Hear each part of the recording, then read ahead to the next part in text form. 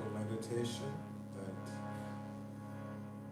we'll be doing this evening is Kirtan, followed by a beautiful discussion by a realized and an enlightened monk.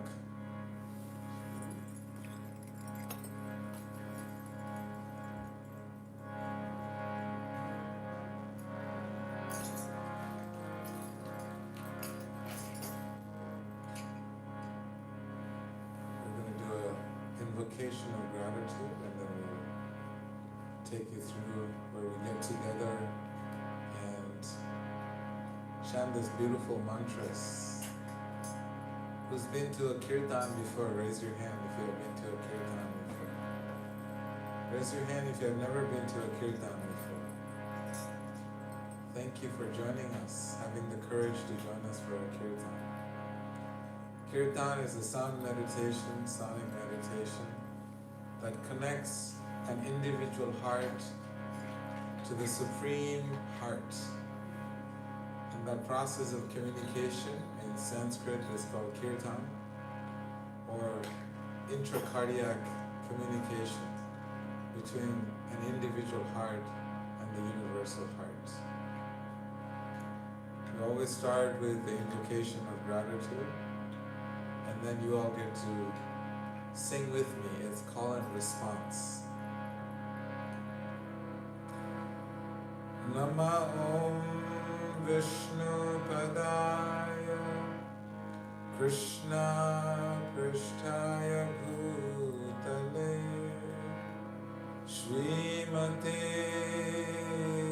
Bhakti Vedanta Swami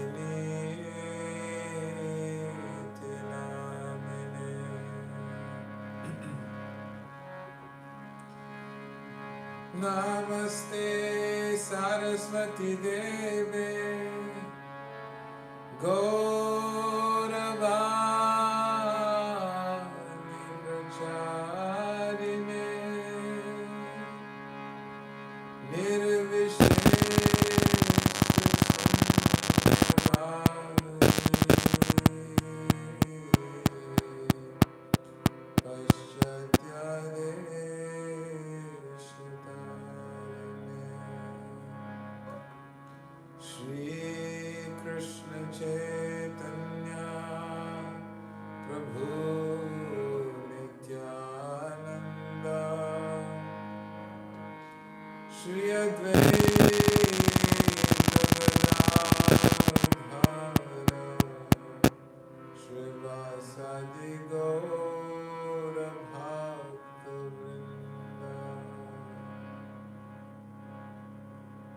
Please chant after me. Jaya Gaura Bhakta Vrinda. Jaya Gaura Bhakta Vrinda.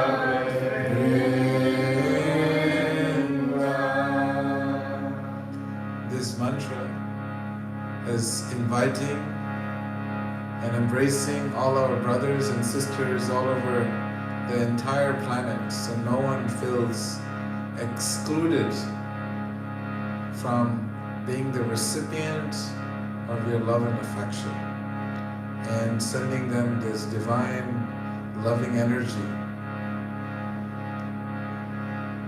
This mantra, if we just keep chanting, Jaya Gaura Bhakta Vrinda.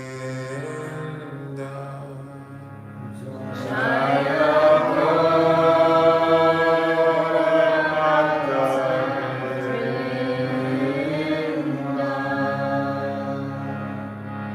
Jaya means let us celebrate. Gaura means the golden illuminating light, which represents pure love. Is the color of the molten gold. And this expansion of the divine, which spreads nothing but pure, unconditional, eternal spiritual love, is called Gaura. What is it called? Gora. Gora. Gora. Bhakta Vrinda means assembly of God's children. Everyone in this world are God's children, and they all deserve to be loved by each and everyone in this world. So Kirtan, whether you like someone or not, they're going to feel your love just by doing this Kirtan. Jaya Gaura Bhakta Vrinda, Jaya Gaura Bhakta Vrinda, Jaya Gaura Bhakta Vrinda,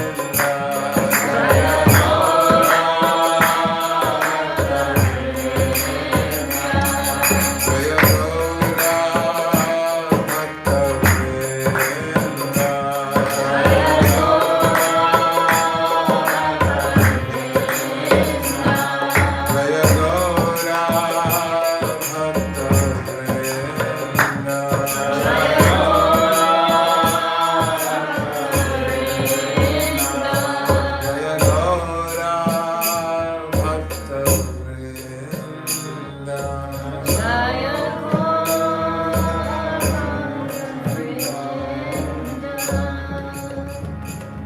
Thank you so much. And in Kirtan, one of the beautiful aspects of it is the louder you chant and you drop your inhibitions, the more and more layers that are holding you back from being in your heart and feeling this spiritual love in your heart that is already there, just dormant. It opens up those doors with such grace, and that is why in the Kirtans we always recommend everyone to keep their eyes open and absorb the loving energy and compassion that this mantra provides.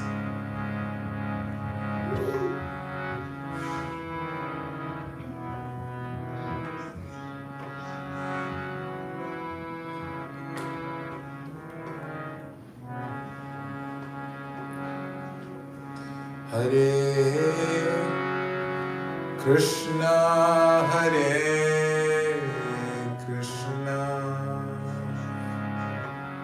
Krishna Krishna, Hare Hare, Hare Rama, Hare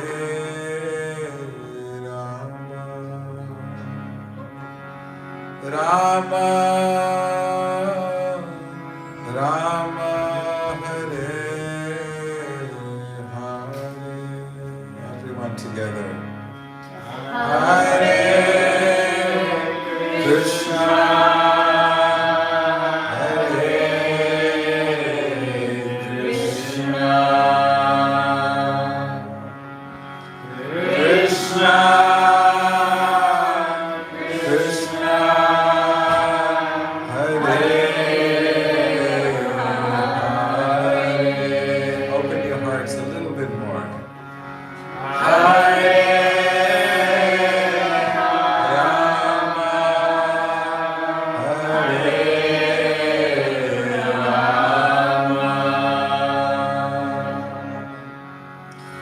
Rama, Rama Rama, Hare Hare. Together one more time. Hare Krishna, Hare Krishna, Krishna Krishna, Hare Hare, Hare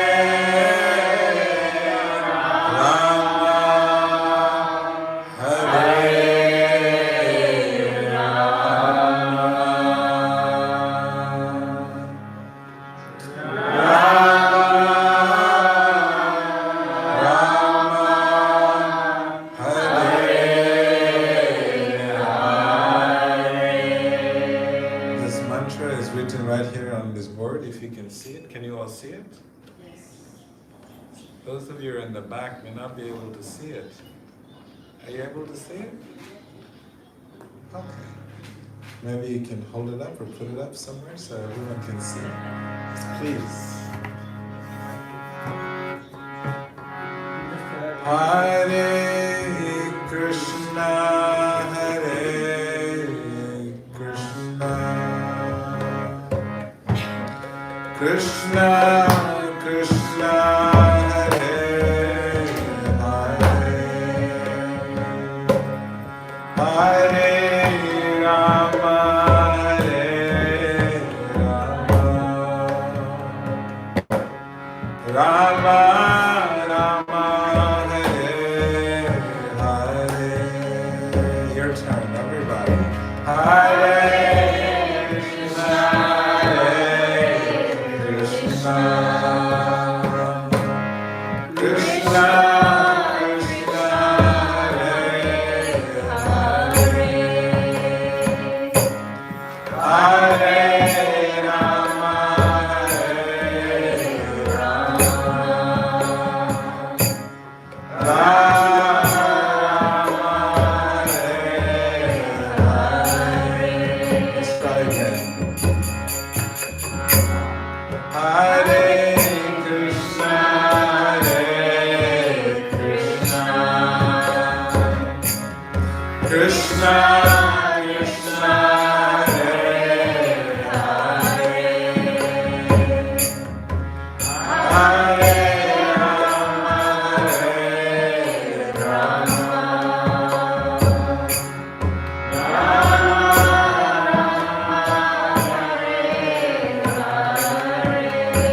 one more time. Krishna, Hare Krishna, Krishna Krishna, Hare Hare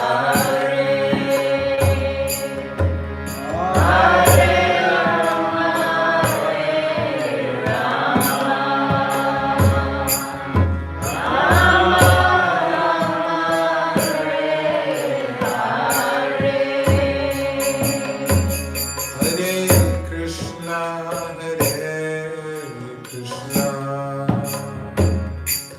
Krishna Krishna, Hare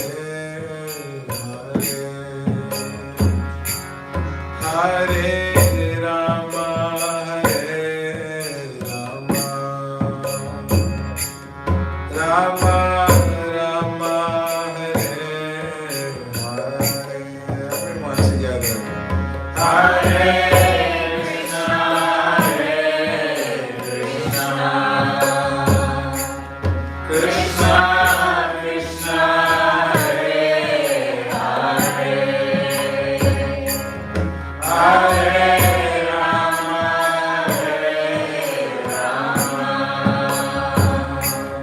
Rama Rama, Hare Hare.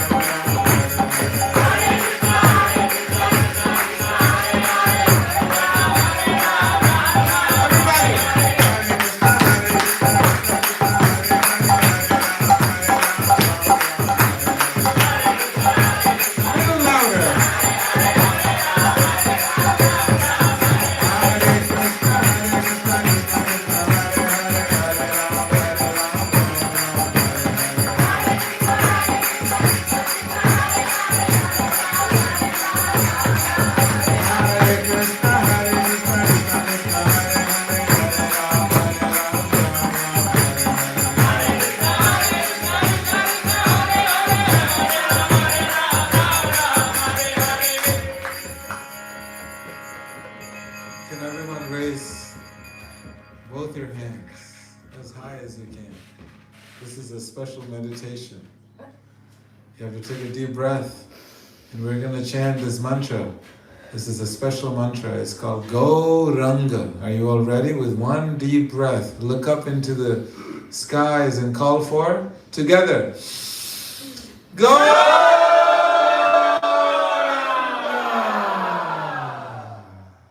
One more time. Ready?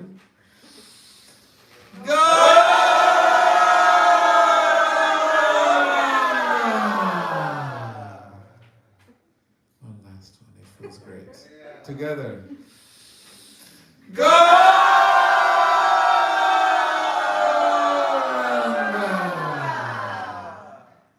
Did that feel great? Yeah. Is your heart open?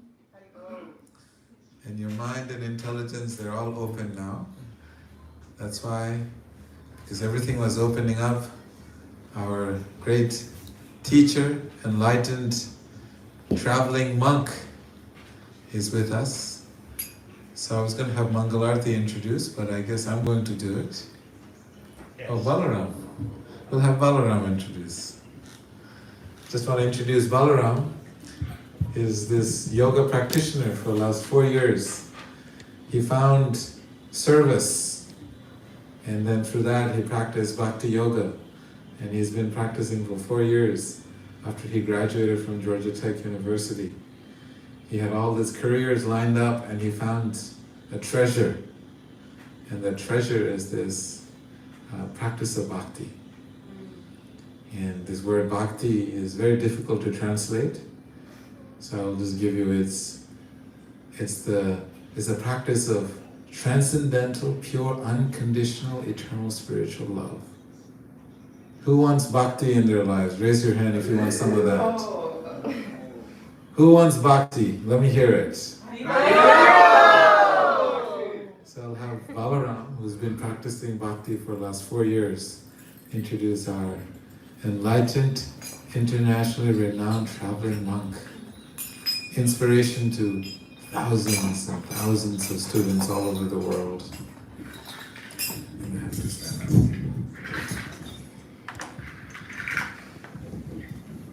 up. Thank you, Veda. Like you said, my name is Balaram, and I have the pleasure of introducing our guest speaker tonight, hailing all the way from New York. He is now based in Australia, and His Holiness Devamrita Swami Maharaj has been practicing Krishna Bhakti since 1972. Is that right, Maharaj? So, more than 50 years. And he is a specialist in the science of Krishna Bhakti and the culture of Vedic India.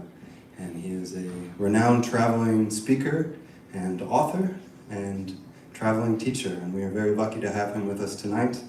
Please help me welcome Devamrita Maharaj.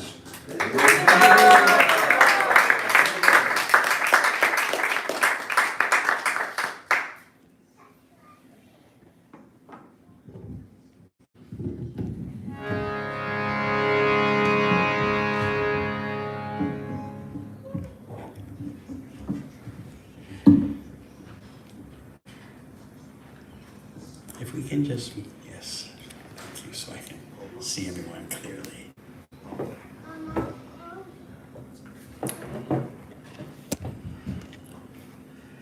The topic of happiness is a very personal one.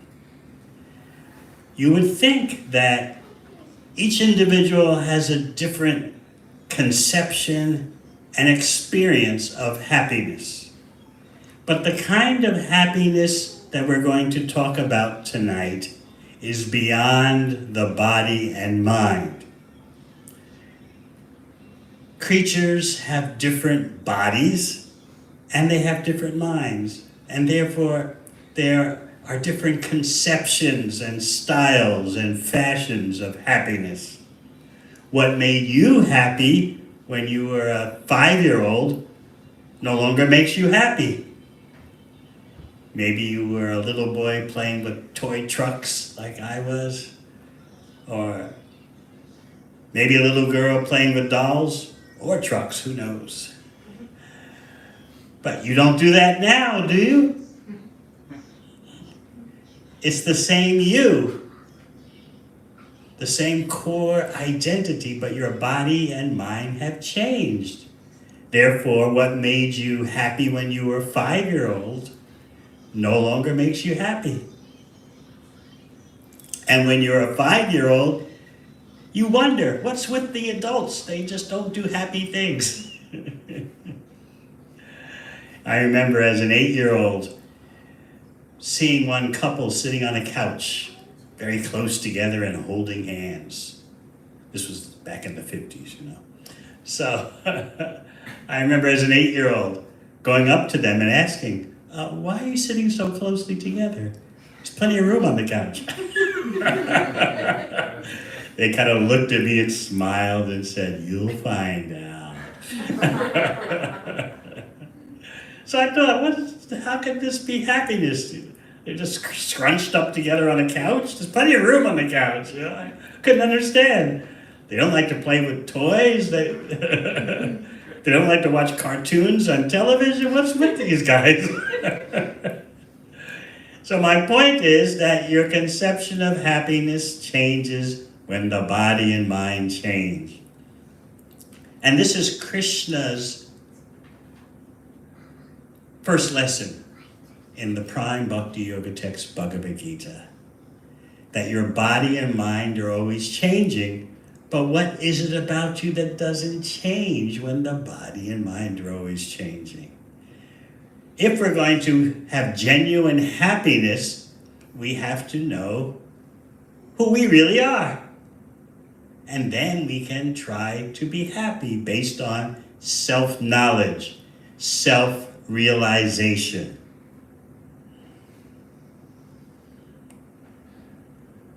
Often when I'm speaking to audiences, I quote something from an advanced bhakti text, and I'll try it out on you, see what your reaction is. This is the graduate study to even Bhagavad Gita, and I know many of you have never read Bhagavad Gita, which is the song of the Supreme Opulent One. That's what Bhagavad Gita means. It introduces you to your non-material self and the Supreme Self, and talks about the relationship between the two. In other words, the happiness of Bhakti Yoga is not built on the material platform. Does that mean Bhakti Yoga happiness ignores the body, ignores the mind? Many people have that fear. As soon as we start talking about a non-material identity, they think, uh-oh, what about the body? Are you neglecting the body? What about the mind? The Bhakti Yogi knows how to take care of his or her equipment. He or she knows what the body and mind are meant for. They're tools to be used for self-realization. If we misuse our tools, then we've got problems. And that's exactly what you see going on in material existence. Today you see so many unsolvable material problems. Problems of economics, problems of politics, problems of environmentalism, ecology. People talk about the problems, but you haven't seen them solve any of them. So the Bhakti Yogi knows why that is so. Until you get to the root of all problems, misidentifying the body and mind with the self, unless you get to that root, you won't be able to truly solve problems. You'll just be superficially solving the problems. But people are so starved for solutions that they'll take a superficial solution, right? It's something. They'll take a superficial anything. Superficial love, superficial relationships, superficial peace, superficial contentment. They say, look, it's better than nothing. We know it's flimsy. We know it's here today and gone tomorrow. But it's better than nothing, right? You got to do the best you can. You excuse yourself by saying, look, what do you want out of me, Swami? I didn't make the world this way. So that way you give yourself an excuse. But the bhakti yogi truly faces the problems of the individual existence and the societal existence. What to do about the individual, what to do about the society of human beings. You need knowledge, wisdom.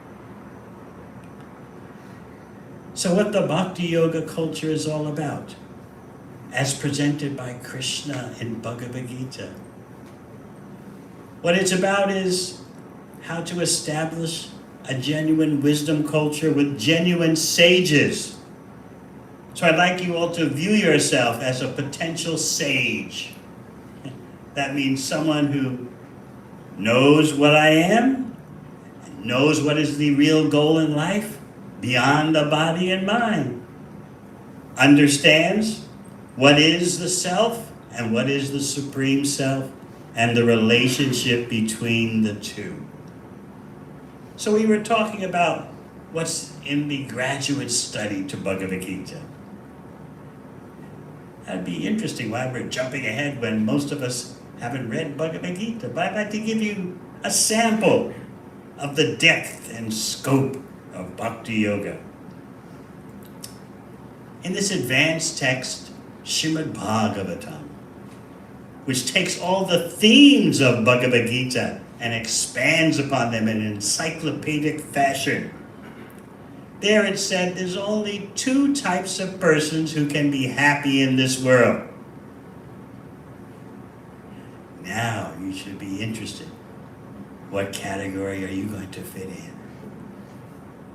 The first category, the completely self-realized sage, yogi, spiritual scholar, who fully understands and realizes that he or she is not the body, not the mind, but a non-material particle of spiritual consciousness, part of the supreme consciousness.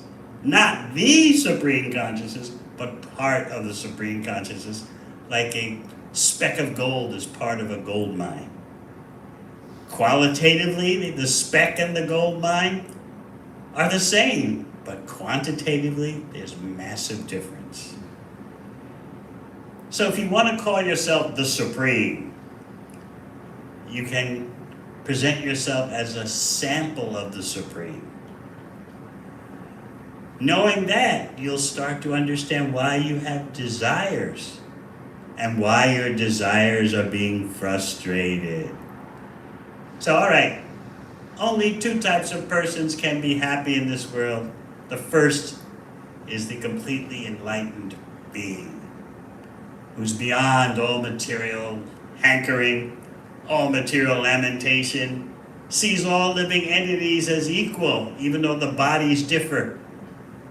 He or she sees all living entities as equal in terms of their spiritual core being. Such a person is always content by relishing the pleasure within. So how many are in that category? Okay, you think maybe there's hope for the other category, right? The other category is the complete materialistic slave of the senses. Get it while you can, work hard, party hard, drink hard, like there's no tomorrow. Like the advertisement for one famous whiskey brand I saw on a billboard. As far as we know, there's only one tomorrow. Make it count. Buy that whiskey. As far as we know, there's only one tomorrow.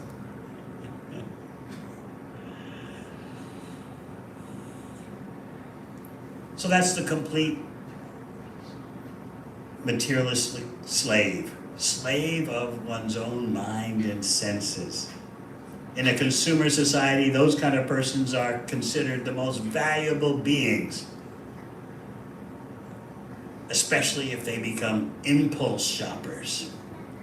Those are the most valuable members of a consumer society, people who just buy without thinking.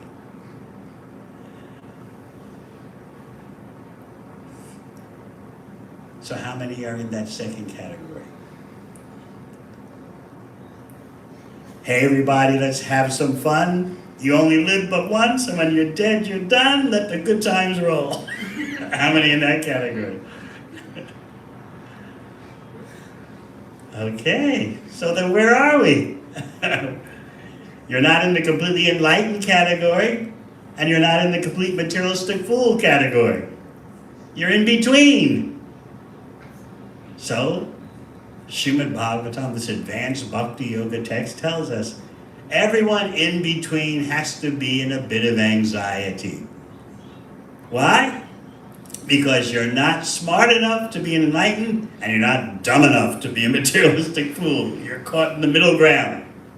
So you have to make progress.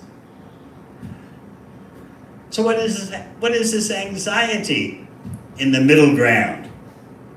Consisting of those who are not super enlightened beings and those who are not super dumb beings. What's going on in the middle ground? Why this anxiety? Because you need to make further progress. And that's what this human body is meant for. Beyond the resources and abilities and capabilities that animals have, human beings have a more developed consciousness by which you can attend to talk like we're having now. I thought no one would come tonight. They would just see the severe weather warnings. But that you've come tonight shows you have an interest in what is the ultimate goal of life. And that's very wonderful. You're in that middle ground. And yes, you can make progress towards self-realization, towards enlightenment. So what is interfering with our happiness hunt? It's the mistake of thinking, I am this body, I am this mind, and therefore I must please my body and mind. How can you please something that you're not? How could you act for happiness based on believing what you are not? It won't work out. But no one practically grasps the root cause of their suffering. They're working hard for temporary stimulation, entertainment, gratification, going through so much hardship just to get a few moments of so-called happiness.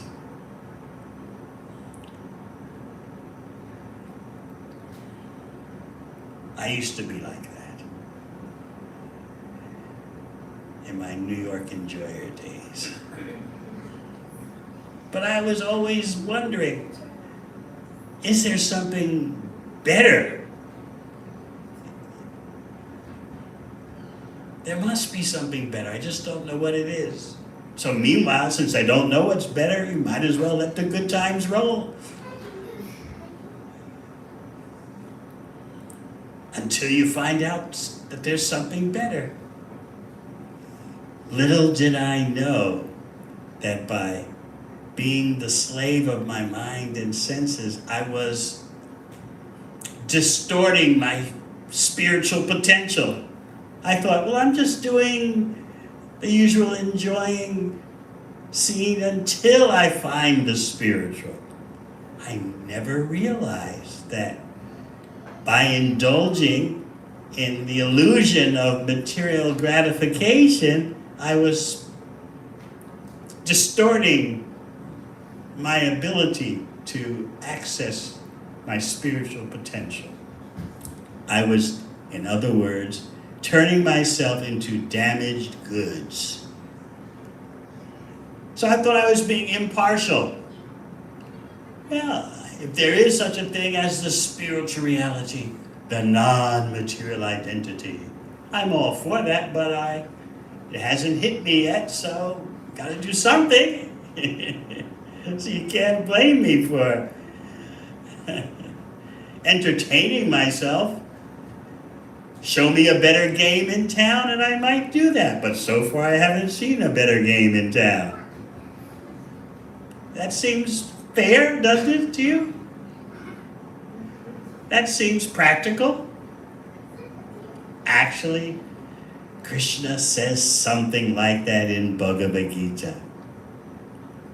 Krishna talks about the aspiring yogi, the aspiring meditator. Krishna explains that the aspiring yogi or meditator may try to control the senses and forego the usual temporary indulgences. But such an aspiring yogi will fail. You say, we knew it, that's right. But why the failure? That's the question. The failure is not because there's not anything better. The failure is because we haven't accessed a superior pleasure. So Krishna explains that by connecting with the higher pleasure, automatically we'll let go of the lower pleasure. But until we have experienced real satisfaction on the non-material plane, we will not let go of the lower pleasures. Krishna's very practical, isn't he?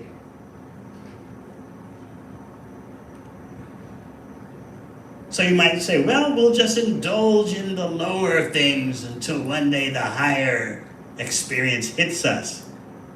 But you see, by indulging in the lower things, you're spoiling your potential for accessing the higher realities. That's why in bhakti yoga, lifestyle is so important. Your lifestyle is like the lens through which you see and experience the world. So if you upgrade your lifestyle, then you upgrade your pleasure, your happiness. Some of you may be wondering, why are we always struggling so hard just to get that same old, same old?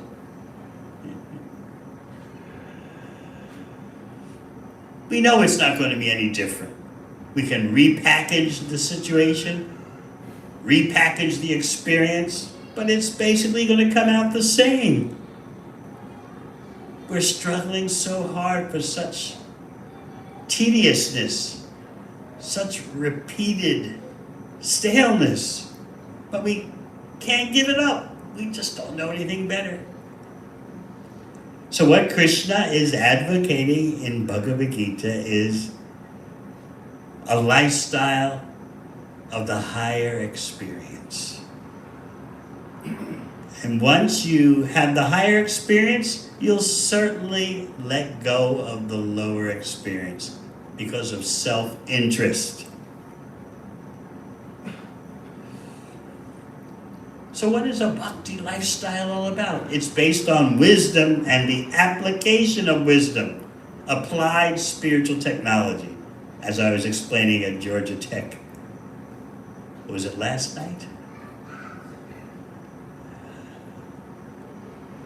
We know so many technologies, except the most important technology, the technology of the love supreme. That's what the yogis are interested in, the love supreme. That's at the top of the yoga and meditation ladder.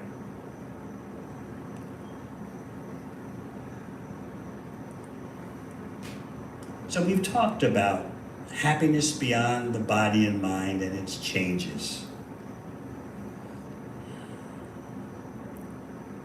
There's a practical way to do that.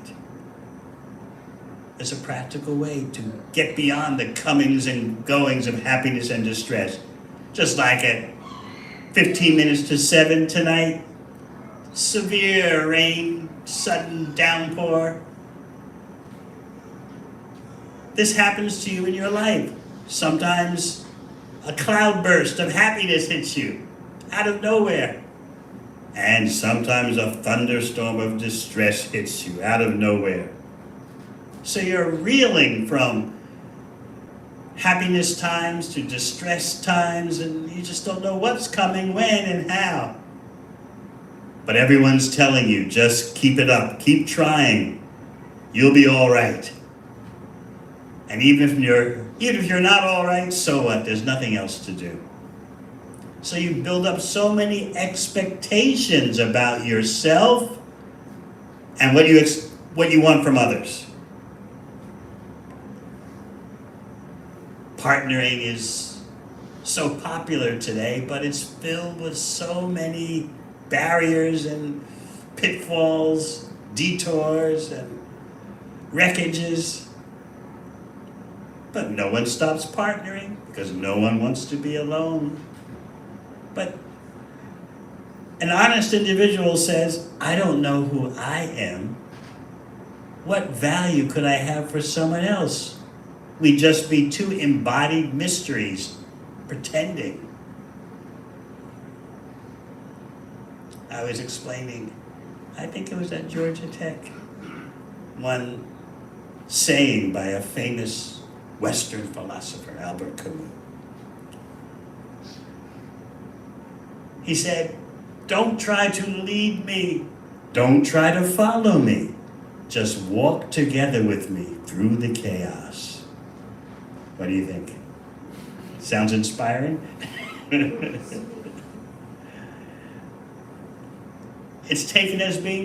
statement is taken as being very practical. Yeah, that sounds deep. You could just imagine yourself at a cafe talking to someone and saying something like that. They would look at you, ooh. Don't try to lead me. Don't try to follow me. Just walk together with you through the chaos. Yeah, sure, I'll sign up for that. We're so quick to embrace ignorance. It's a tragedy. So from the cloud of ignorance, which is the original problem of material existence, comes artificial desire. The desire for what is here today and gone tomorrow, temporary, external, superficial, material. So first is ignorance. You don't know what your identity is, what you are part of, what is the self, what is the supreme self, what's the relationship between the two. These are the real requirements of life, knowing these things.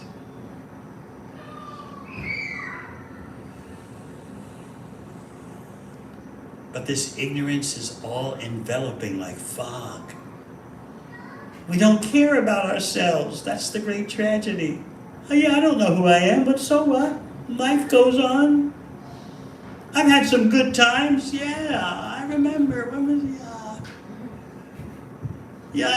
that's right. Last weekend I was really lit up.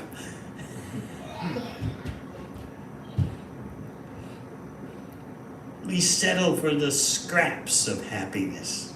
We don't know what the substance of happiness is. We settle for the shadows of happiness. That could be the theme of our life, yes? Standing in the shadows of happiness.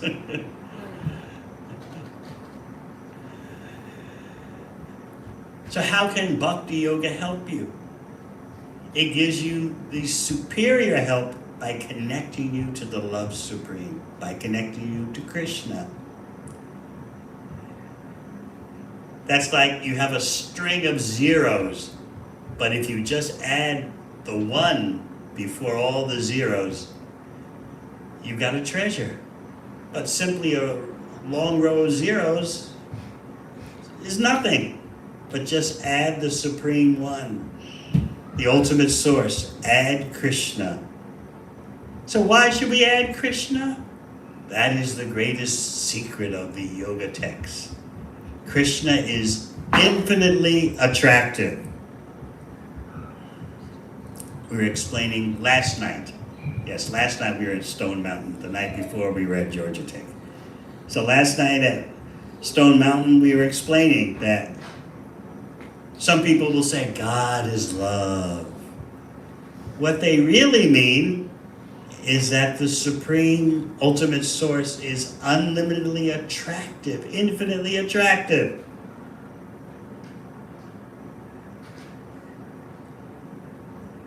So what Bhagavad Gita is teaching you, what this prime bhakti yoga text is teaching you, is that the ultimate source is personal and unlimitedly attractive. How can you be attracted to something that's not personal? At the same time, Bhagavad Gita acknowledges that there is an impersonal reality, but it's subordinate to the personal reality. Just like you're a person, you know how to be impersonal.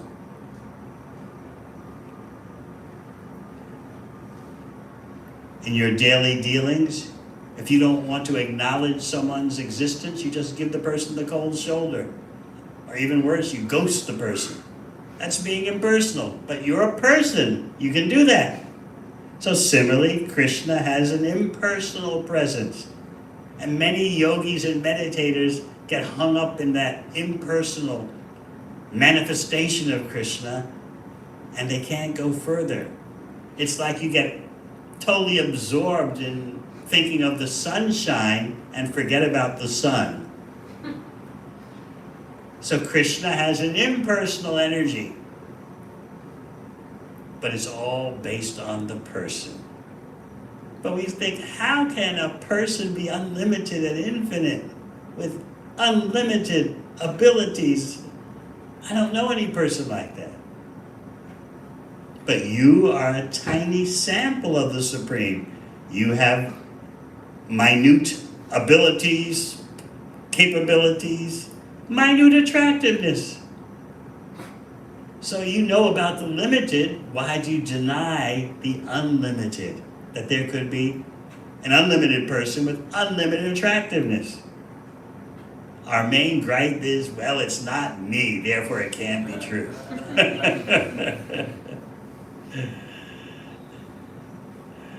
We're so proud, we're so greedy, we're so attached for our little speck of ability, capability, talent. But if we hear about someone who has unlimited ability, unlimited capability, unlimited talent, we say, oh, it's mythology. But our little tiny self and our little tiny endeavors, oh, it's the absolute truth. Yes, it's for real.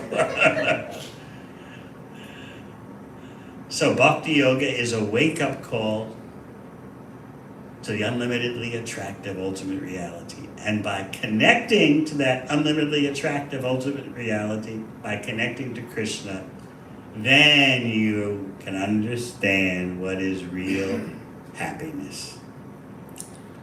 Otherwise, we're like trying to squeeze a drop of water out of a completely dry towel. You can try it when you go home. Get a completely dry towel and just wring it and just watch for one drop to fall out. That's what the endeavor for material happiness is like. And sometimes, yes, you could get a drop out. You say, aha! I got one drop out of a dry towel. I'm successful. And you tell all your friends.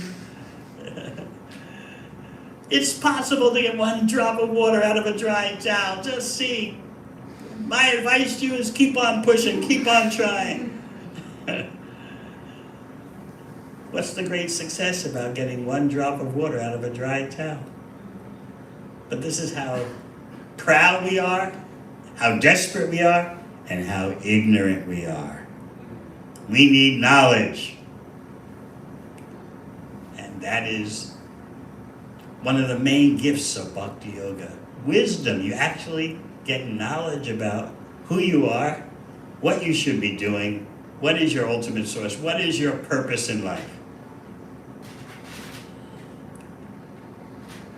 Sometimes people talk about, what's the good life? Let's discuss, what's a good life all about?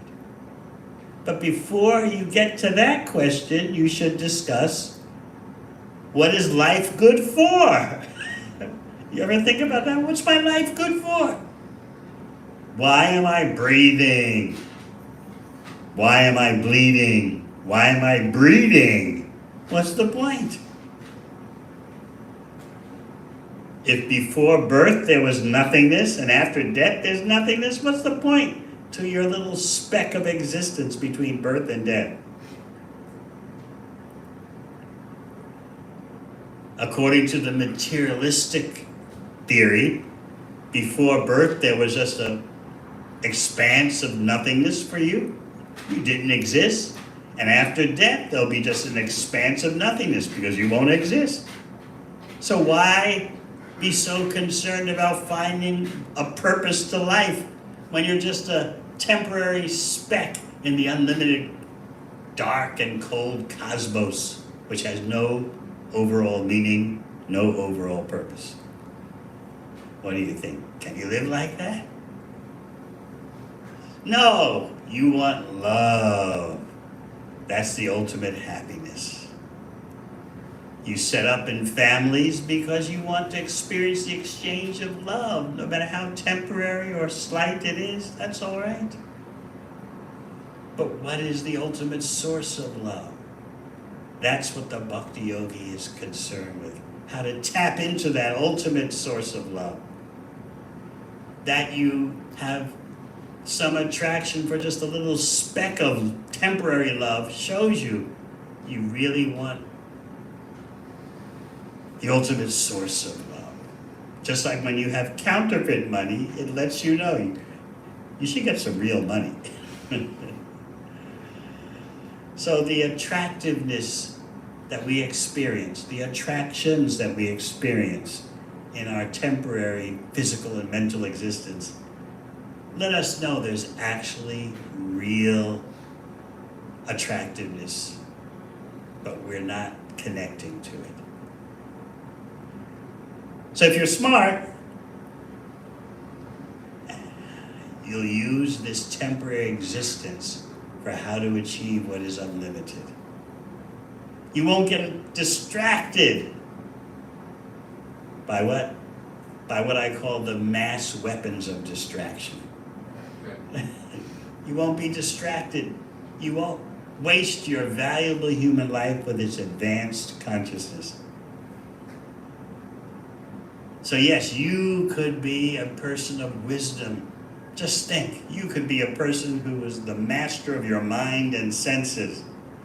You could be a person who's in touch with that ultimate source, that unlimitedly attractive ultimate source, Krishna.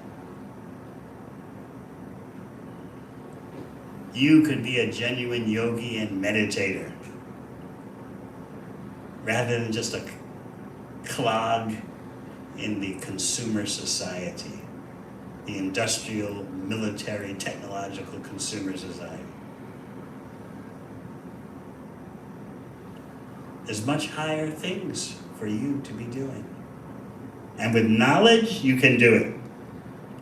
So remember how the cycle works. Remember this last point. First, there is the cloud of ignorance.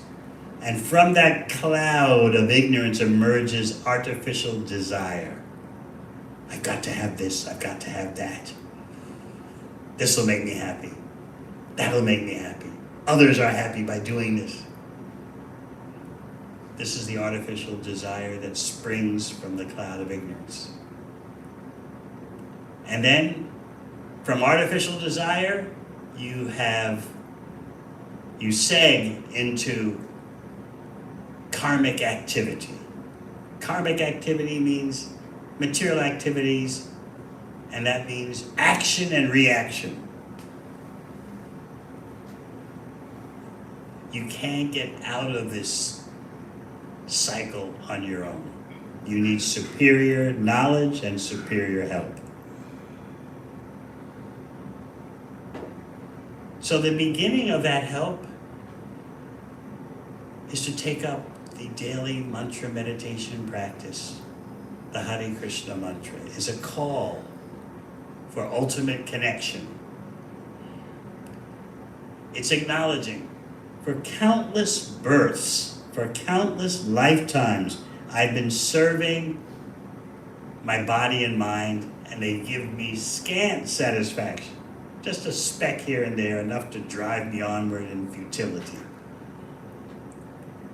For so long I've been enslaving in that way, lifetime after lifetime. Now I'm appealing to you, Krishna.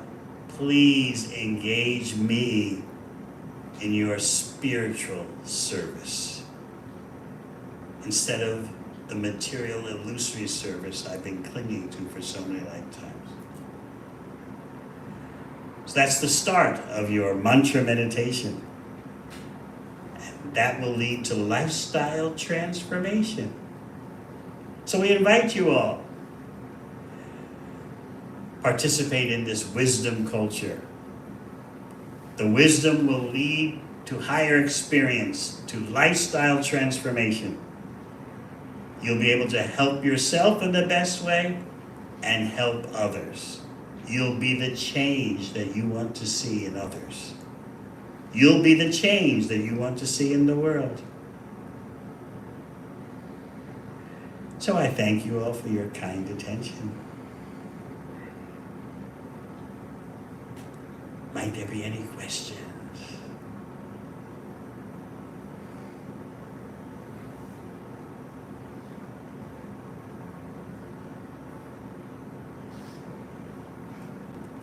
Yes. Hi, Krishna. Thank you so much for the class. I was just taking notes and You can speak louder, please. I was taking notes and I missed the part where you were saying about the ignorance and a particular word before ignorance and desire. You called it something ignorance. Cloud of ignorance. Cloud of ignorance and That's a metaphorical example. Ignorance is an energy that we falsely take shelter of. It covers us over because we want to imitate the Supreme. That's a big subject. When you want to imitate the Supreme, you can only do that by being dumbed down. And so the cloud of ignorance covers you. And that way you can experience material life. Otherwise, you start thinking about what you're doing in material life and you start to understand this is nuts. But most persons don't think because that cloud of ignorance is enveloping them. You can get out of the cloud of ignorance with the help of someone who's outside the cloud. Someone who's, you could say, outside the matrix.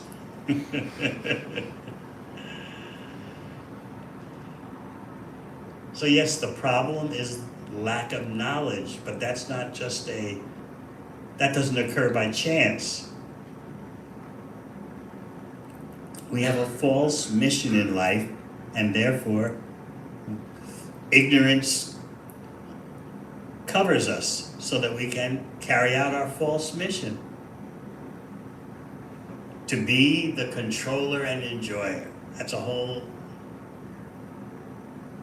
another topic. Yes.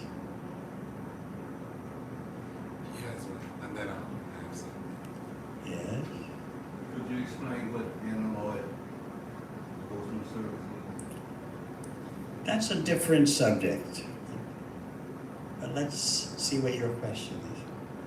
I was wondering if you could explain a little bit more, break down a little bit more about information and knowledge, because you're speaking about knowledge, and we have so much access to information. Even if we don't want information, it's still being fed to us. So if you could, because someone might think, I know a lot because I'm constantly taking in information. So if you could break it down a little bit. Without humility, we cannot be genuine yogis or meditators. Just like Balaram here, He could say, yeah, I went Georgia Tech. I've got so much information. I'm a highly advanced being.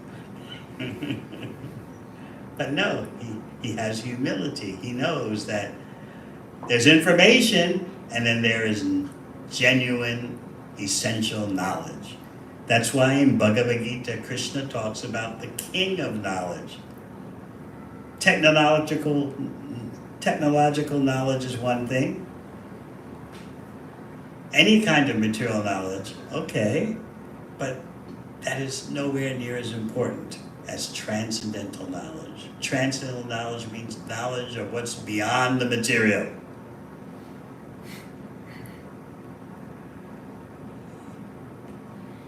So everyone's on information overload, but they don't know what the most essential information is. Am I this body or mind? Why am I suffering? Why am I striving for temporary material happiness? What is the ultimate source? What is my relationship with that ultimate source? That kind of information is essential for a human being. Otherwise, put a little speck of sugar on the floor and the ants will find it. And they don't have all the information you have. But you don't have the information they have. They can detect a little drop of sugar and organize to get it. No strikes, no inflation, no election controversies. Just get that speck of sugar.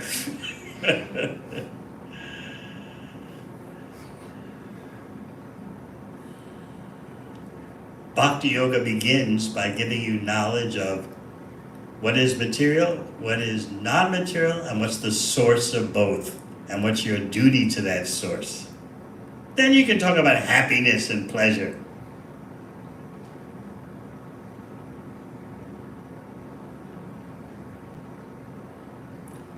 Anything else? Yeah. So, as someone who may have obtained a certain amount of knowledge, how would you recommend to avoid spiritual psychosis? What do you call spiritual psychosis? Using the information that was given without its intended purpose. Without? Without its intended purpose. Well, like what, for example? Like a surgeon has a surgeon's knife and instead of using it to heal, uses it to kill someone.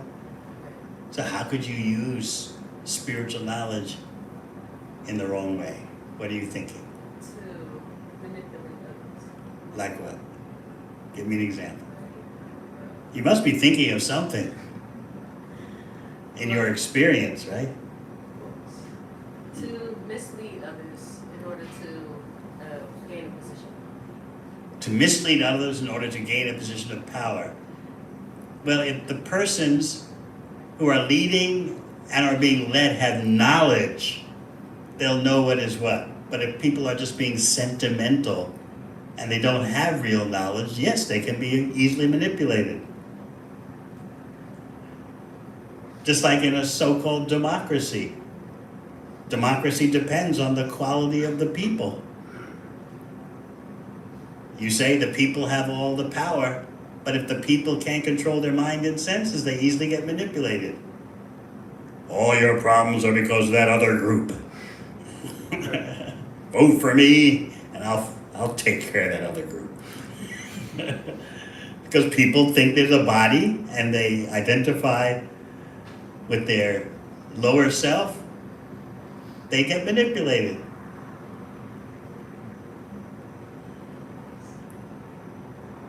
So, in a democracy, everything depends on the quality of the people. They're choosing the government, they're choosing their leaders. But if the people are bewildered, then what is the use? You just get a big mess. So that's one kind of example of what the lack of knowledge will do. Or even in a personal relationship. You think you're the body, someone will take advantage of you. Oh, you're so beautiful. I've never seen such beauty before.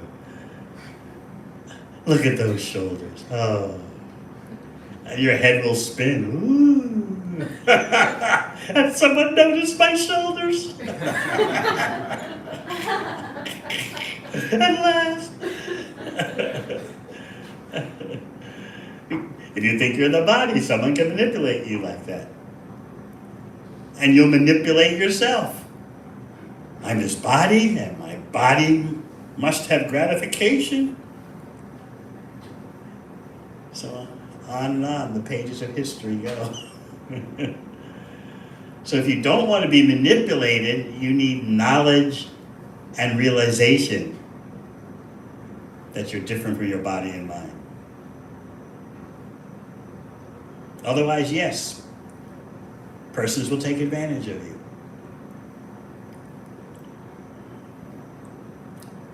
And that's what you see going on, right, left, front and center, all the time.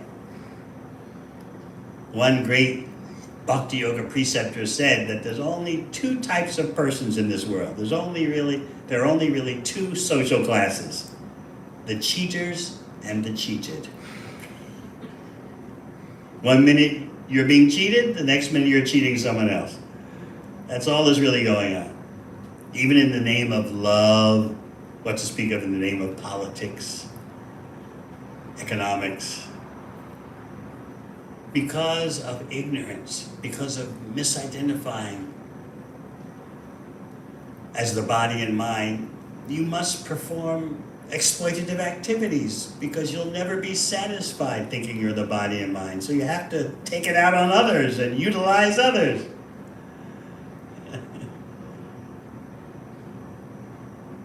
So often what people call love is just a phony deal. I don't know who I am. You don't know who you are, but it doesn't matter. We'll call it love. Right? And if it's not love, so what? Anyway, got to do something for the weekend, right? Right? Yes. Anything else? So Bhakti Yoga is about real love. It is all for real love. Real love is beyond the body and mind. Bhakti Yoga is not negative. It is the supreme positive, the love supreme. But it's clearing out all the illusions so that you can experience the real love.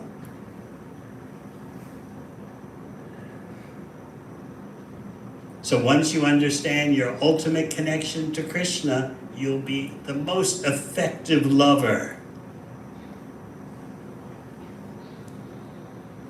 By loving Krishna, you will properly be able to love all living entities because everyone is part of Krishna.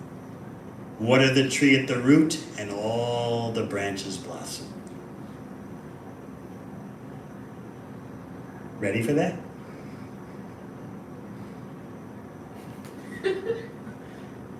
Yeah, you. Couple of more lifetimes? Okay. We'll wait for you. Anything else? So appreciative that you all turned out in such bad weather. Thank you for coming. And we hope we've said something that you'll think about deeply. How Bhakti Yoga recognizes your loving impulse and directs it in the proper way. Beyond just the physiology and psychology of the body and mind. It's fascinating. And it's all based on sound vibration, pure sound, mantra meditation. So speaking of mantra meditation, I'd like to just do a little chanting with you. If you'll help me out in that way.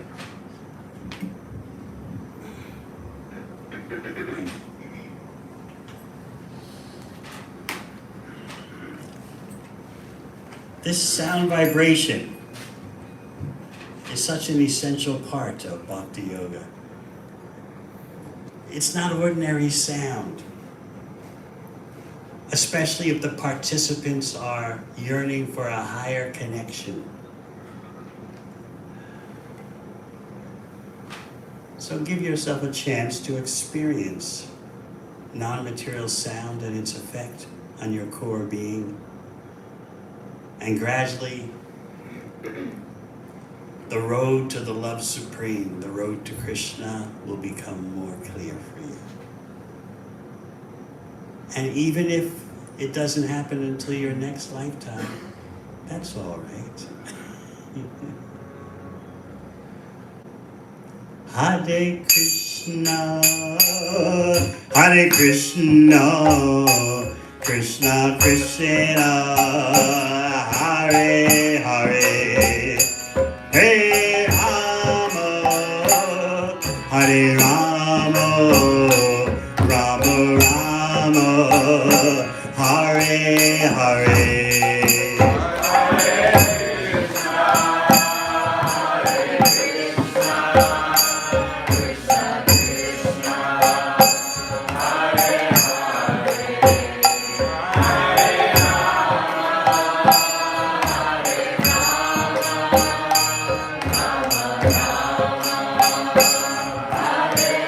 Hare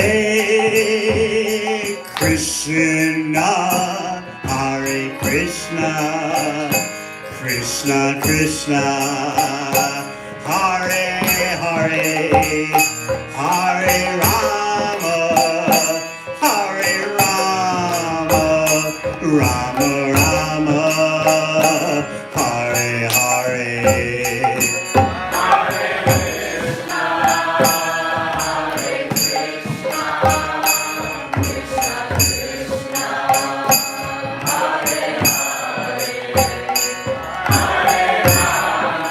Hare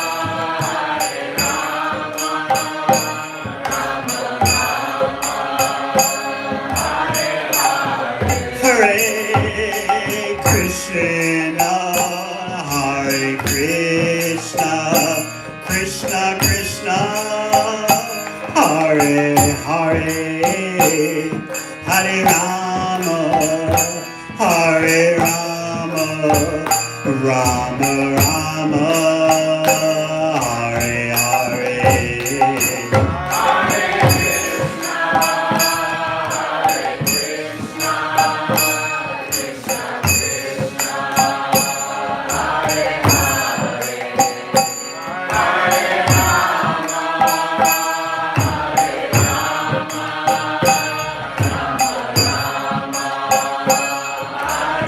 Hare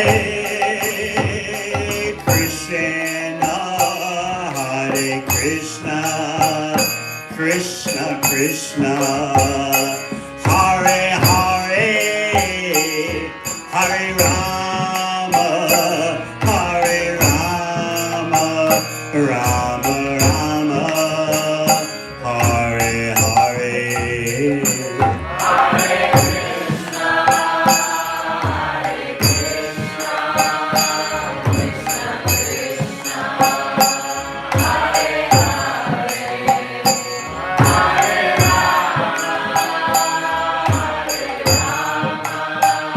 Krishna, Hare Krishna, Krishna Krishna, Hare Hare, Hare Rama, Hare Rama, Rama Rama,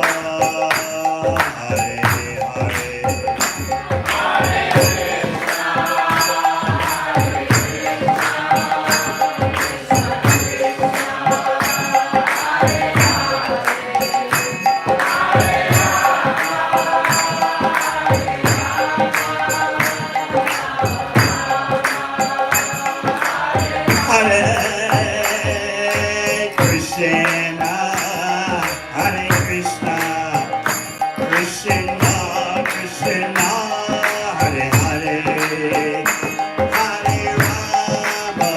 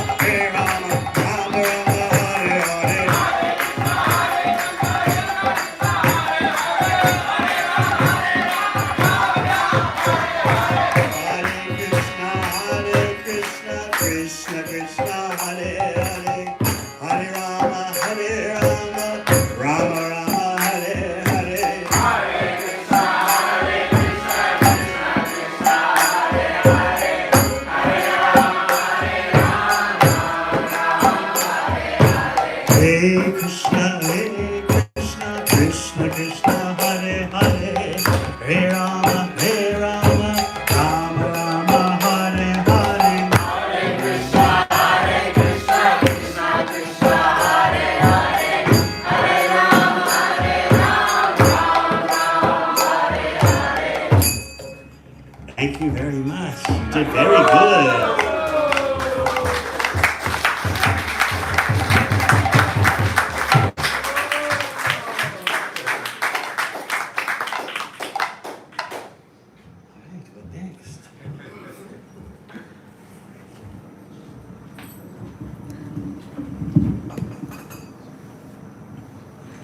So I want to teach you a Sanskrit word. And the word is Haribo. So this word Haribo has various different meanings. If someone asks you, how are you doing? You say, Haribo. How are you guys doing? Haribo. How was the class today? Haribo. How was the kirtan today? Haribo. So this word means great, extremely great. So everything good happens in your life when you say Haribol, and everything that happens good in your life, you celebrate with Haribol. So, just two brief announcements. We're going to have beautiful dinner for all of you. But the announcements that we have is there's a little board right here you can see. His Holiness Devamrita Swami, he runs a beautiful eco-farm, an organic eco-farm in Pennsylvania in the middle of the Amish land. An incredible little farm. It's not little. And beautiful farm. And there they have non-violent practice. So they have cows that are taken care of for life. And hundreds of beautiful peacocks chanting and dancing all day long and night. It's a beautiful place. So there's going to be a retreat being held in that place with His Holiness Devamrita Swami. And I would like you to see if you would like to explore the possibility of having an experience that you'll remember for the rest of your life. Because it'll charge you spiritually, and it will emotionally cleanse you, and intellectually nourish you. So I would like you to explore that possibility. And then tomorrow we have an event here again. He is very difficult, tight, busy schedule, traveling the whole world, and we get him here for 2 days. So whatever nectar, wisdom you can soak in, this is your opportunity. And get as much as you can. And come with questions. Whatever he says, reflect on it, think about it, come back tomorrow and get more information, know more spiritual knowledge. Okay, and then that'll be tomorrow again, same time. And he's also authored many books. And Balaram forgot to mention that he graduated from Yale. And he gave it all up because he found something. There's some serious treasure. And he is now sharing that treasure with the world. And it's not that this practice of bhakti is for people who don't have anything else going on in their life. It is for people who are seeking to get out of the cycle of what we call the grind. And so he's got beautiful books. Mangalarti, where are they? They're here somewhere in this room. Yes. And there are some other books as well. Those of you who do not have a Bhagavad Gita, Nate Prabhu, you have Bhagavad Gitas and Science of Selfrealization and some other books. And these books help us to... Marge, you will sign off on those books? Yes. I guess. So if you don't have those books, hiding in unnatural happiness. It's a very beautiful book. It'll open things up in your intellect self. And Searching for Vedic India. So those are two of the books, right? That's all you have here. So if you get a book, and I think His Holiness Devamrita Swami Maharaj will be happy to sign off on it. Who would like the book? Please grab one and come closer.